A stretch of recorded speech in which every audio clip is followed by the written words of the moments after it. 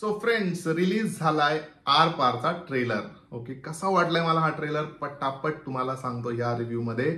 चॅनलला सबस्क्राईब केलं नसेल तर पहिलं काम ते करा, चॅनलला सबस्क्राईब करा. पटापट सुरू करूया.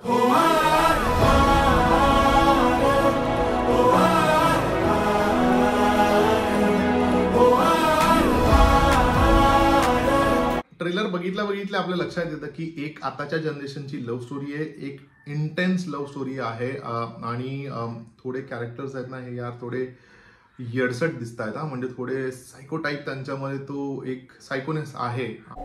You are hurt because of me. माझ्यामुळे तुला त्रास होतोय.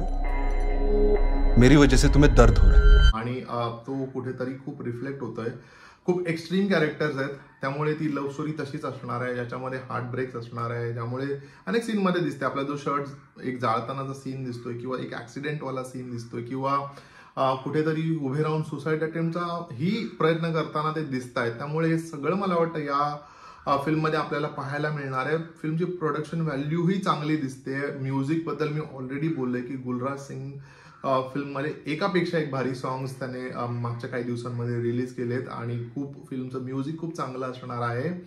ऋता आणि ललित प्रभाकर हे दोघेही त्यांच्या ऍक्टिंगचा कसब लावत, त्यांच्या एक वेगळा फ्लेवर आणत मला वाटतं फिल्म खूप चांगल्या प्रकारे त्यांनी तो रोल डिलिव्हर केला असणार आहे. आणि काही काही फिल्म्समधनं ते दिसतंयच आपल्याला. त्यांच्या डोळ्यांमधले जे एक्सप्रेशन्स आहेत किंवा चेहऱ्यावरचे एक्सप्रेशन्स आहेत, त्यामुळे ना खूप राग असणारे कॅरेक्टर्स आहेत का, असंही मला कुठेतरी वाटलं. तुम्हाला जर ट्रेलर बघितलं असेल तर काय वाटलं मला कॉमेंट करून सांगा. पण यार एक वेगळ्या जॉनराची लव्ह स्टोरी मराठीमध्ये होते, मला खूप छान वाटतंय.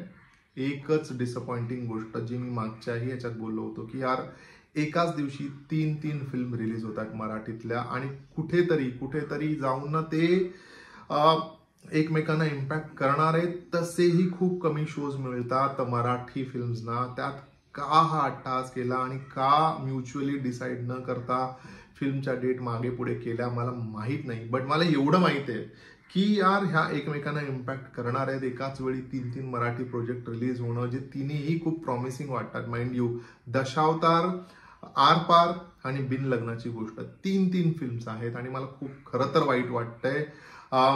माझ्या परीने मी प्रयत्न करू शकतो, बोलू शकतो, बट शेवटी मेकर्सचा डिसिजन आहे. आणि बघूया काय होतं रिलीज झाल्यानंतर. आणि प्रत्येक फिल्मची एक डेस्टिनी असते आणि त्याच्या हिशोबानेच मला वाटतं मेकर्सनेही पुढे डिसाईड केलं असेल की रिलीज करूया. बट खूप छान वाईब झाल्या हा ट्रेलर बघितल्यानंतर. ही पेअर बघायला मजा येणार आहे आणि फिल्म बघायला ही मजा नक्की येणार आहे. तुम्ही जर का ट्रेलर पाहिलं नसेल तर मी रिक्वेस्ट करेन की पटकन जाऊन ट्रेलर पहा. एका वेगळ्या धाटणीची फिल्म मराठीमध्ये येते, गौरव पत्कीने लिहिलेली, दिग्दर्शित केलेली, आणि I am looking forward. Film आल्यानंतर आपण जास्त बोलूया त्याबद्दल. तोपर्यंत पटापट जाऊन ट्रेलर बघा. माझा रिव्ह्यू कसा वाटला मला कॉमेंट करून नक्की सांगा. चॅनलला सबस्क्राईब करा. भेटूया पुढच्या रिव्ह्यू मध्ये. तोपर्यंत स्टे ट्यून.